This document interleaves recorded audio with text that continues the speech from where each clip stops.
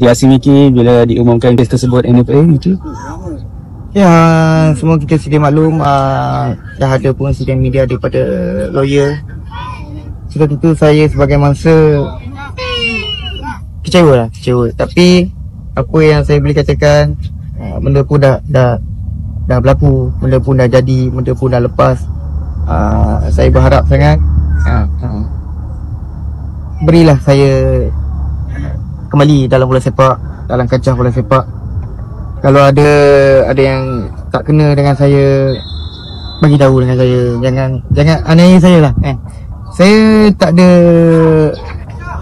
ada salah silap dengan siapa-siapa. Kalau saya rasa lah, kalau kita ada buat salah silap apa semua, kita bagi tahu lah kan. Daripada buat saya macam ni, saya ada keluarga, saya ada family untuk bertanggung. Jadi saya kejar daripada kecil. Saya orang kampung. Kampung saya kat sini lah. Kat sini lah kampung saya, rumah saya kat sini lah. Macam mana saya susah di kampung, saya menjadi seorang pemain bola sepak ni bukan untuk mengejar kesenangan, tapi mengejar kejayaan untuk menjadi pemain terbaik. Apa yang saya boleh katakan, saya terima dengan hati yang terbuka. Saya rela.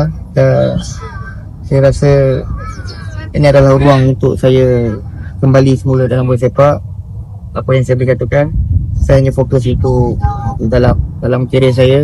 Saya tak nak fikir lagi pasal kes ke, pasal apa ke, NFA ke apa ke.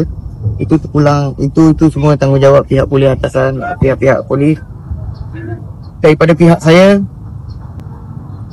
pun tak tahu, saya tak pasti sama ada saya boleh terima dengan keadaan. Okey, saya terima.